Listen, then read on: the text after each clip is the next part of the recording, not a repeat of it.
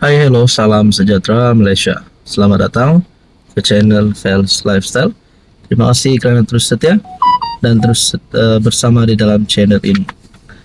Ini satu berita buruk untuk Muhyiddin, untuk Hamzah Zainuddin, untuk Azmin Ali dan bos-bos besar Bersatu, ataupun lebih exact bos-bos besar Perikatan Nasional.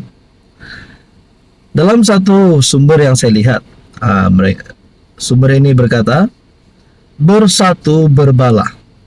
Siapa harus ketua I-Parti harungi pilihan raya umum ke-16. Sumber parti berkata, pelan peralihan kuasa menyebabkan perbalahan. Sama ada Muhyiddin Yassin patut kekal atau menyerah kepimpinan kepada Hamzah Zainuddin. Keretakan dalam Bersatu semakin serius apabila dua puak bersaing, maupun pemimpin masing-masing menerajui parti menjelang PRU 16, sekaligus timbul kebimbangan mengenai kestabilan dalaman parti itu. Sumber dalaman berkata, keretakan bermula pada Julai tahun lalu apabila Presiden Muhyiddin menggariskan pelan peralihan kuasa, menyaksikan Hamzah memenang tanpa bertanding sebagai timbalan presiden pada pemilihan November lalu. Azmin Ali pula dilantik sebagai Setiausaha Agung. Bagaimanapun, pelan itu mencetuskan perpecahan dalam parti. Dengan kem Azmin bertegas, Muhyiddin perlu kekal menerajui Bersatu, manakala satu lagi kem mahu Hamzah mengambil alih kepimpinan. Saudara-saudara, adakah dengan ini, kalaulah kem Hamzah Zainuddin rancangan mereka gagal untuk menaikkan Hamzah sebagai Presiden Bersatu, adakah dengan ini mereka akan boikot Bersatu, mereka akan boikot Muhyiddin dengan cara keluar daripada parti bersama dengan Hamzah, dan mungkin mereka akan tubuhkan parti baru. Wow, bagaimana pula komen Anda? Bagaimana saudara-saudara kalau Hamzah keluar daripada Bersatu dan tubuhkan parti baru bersama geng-geng UMNO yang sebelum ini telah keluar daripada parti, antaranya KJ, Hishamuddin Husin yang digantung, Syaril Hamdan, dan mungkin juga Tun Mahathir yang kini memang tidak ada parti.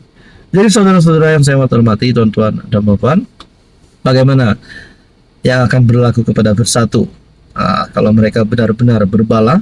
Siapa yang menjadi ketua untuk mengharungi PRU 16? Ini pasti satu perkara yang membuat Muhyiddin Yassin pening kepala. Tuan-tuan dan puan yang saya hormati, adakah ini membawa kepada satu keretakan besar, bukan saja untuk Bersatu tetapi untuk Perikatan Nasional? Kalau sudah sampai dua kem Muhyiddin dan kem Hamzah Zainuddin, mungkinkah ini menjadi penyebab kepada Bersatu akan bubar? Walaupun saudara-saudara, kita nantikan saja. Hello semua, salam sejahtera Malaysia. Selamat datang ke channel Fels Lifestyle. Terima kasih kerana terus setia dan terus bersama di dalam channel ini. Saudara-saudara yang saya amat hormati, setelah nama Ismail Sabri disebut ramai orang, setelah siasatan terhadap beliau, penemuan RM 170 juta dan jongkong emas, dan paling mengejutkan, UMNO sudah membuat pengakuan. UMNO tiada kena mengena dengan siasatan terhadap PM9 terhadap Ismail Sabri. Adakah dengan ini UMNO sebenarnya ingin menjauhkan diri daripada Ismail Sabri? Seolah-olah tiada yang nak backup Ismail Sabri. Walaupun Presiden UMNO ada membuat kenyataan sebelum ini, beliau memberikan satu dorongan kepada Ismail Sabri. Tapi bagaimana dengan pemimpin UMNO yang lain? Adakah antara pilihan yang tepat untuk Ismail Sabri sebelum beliau didakwa, sebelum beliau didapati bersalah? Adakah pilihan yang tepat untuk UMNO adalah untuk pecat Ismail Sabri, untuk membuang Ismail Sabri?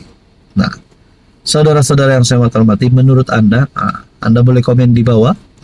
Apa sebenarnya UMNO perlu lakukan kepada Ismail Sabri? Kalau beliau stay di UMNO, adakah itu akan menjejaskan UMNO yang kita dapat lihat semakin kuat, semakin mempunyai harapan untuk menjadi dominan semula. Tapi disebabkan case Ismail Sabri, pembawaan negatif case ini terhadap UMNO, adakah UMNO perlu mengelak? Itu hanya komen saya. Jadi saudara-saudara, di sini saya ada selipkan produk. Anda boleh klik produk ini, Anda boleh lihat mana satu yang ngam di hati, ngam di mata.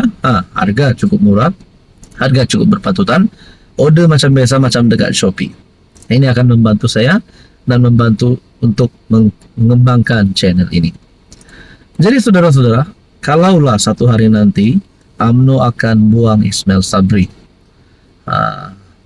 adakah ini akan memberi efek yang buruk terhadap Ismail Sabri ataupun terhadap UMNO sendiri?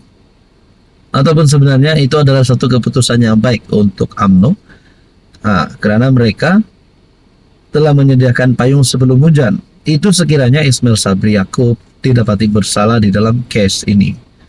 Jadi saudara-saudara yang saya hormati, menurut Anda mana pilihan UMNO? Setelah mereka sahkan UMNO tidak akan mengena dengan siasatan Ismail Sabri, adakah itu pembayang bahwa mereka tidak mahu menyokong Ismail Sabri di dalam hal ini karena melibatkan case rasuah? Saudara-saudara, apa komen Anda? Hai, hello, salam sejahtera Malaysia. Selamat datang ke channel Fels Lifestyle. Terima kasih kerana terus setia dan terus bersama di dalam channel ini. Saudara-saudara, setelah case ataupun setelah isu Ismail Sabri, penemuan RM177 juta yang juga melibatkan beberapa penemuan uang ringgit bertimbun dari pelbagai mata uang dan juga jongkong emas. Setelah perkara ini menjadi hangat, menjadi cerita ramai orang, akhirnya pas pula dalam satu pengakuan melalui pemimpinnya. Saya pun tak tahulah pengakuan ini dipikir panjangkah ataupun sebelum dikeluarkan, ataupun pengakuan ini spontan ataupun tak tahulah macam mana. Tapi saudara-saudara, pas pula kalut selepas PM9 jadi suspek kes pengubahan uang haram. Reaksi penolong setiausaha Agung PAS Muhammad Syahir C. Sulaiman berhubung ketegasan SPRM terhadap bekas PM mengundang kecaman orang ramai. Saudara-saudara, sebelum kita teruskan di dalam isu panas hari ini, Anda boleh lihat produk yang saya share di sini. Ada beberapa produk yang sangat sesuai untuk Anda pada bulan Ramadan ini pun boleh diguna. Harga sangat berpatutan. Anda boleh klik, belek-belek, scroll, tengok mana yang sesuai, ngam di hati, boleh order macam biasa, macam dekat Shopee. Oke, saudara-saudara, Syahir yang juga ahli parlimen bacok menerusi ciapan di platform X tergamak mengaitkan SPRM dengan perkakas melawan musuh politik. Setuju ketegasan SPRM, siasat kes profil tinggi, PM6, PM4, PM7, PM8, PM9. Mengundang dua tafsiran, SPRM tegas lawan rasuah atau jadi perkakas lawan musuh politik. Adakah di sini ahli parlimen bacok Syahir Cek Sulaiman ini sedang cuba untuk mempertikaikan cara kerja ataupun gerak kerja SPRM terhadap siasatan yang melibatkan nama bekas Perdana Menteri? Adakah di sini sebenarnya kenyataan ini tidaklah difikir panjang oleh ahli parlimen bacok ini? Itu menjadi pertanyaan saya. Dalam kes PM9, wujud lebih dua tafsiran. Moga SPRM teguh berani, kata wakil rakyat PAS itu. Apa yang mengejutkan? Rata-rata mengecam sikap pemimpin Blok PN itu, termasuk mempersoal sama ada biarkan saja jutaan uang disakau, selain tidak perlu takut jika berada di pihak yang benar. Apa sebenar prinsip hidup kamu, Syahir? Ada hak rakyat miskin dan susah dari duit berjuta tu. Ingat, di akhirat tidak dilepaskan.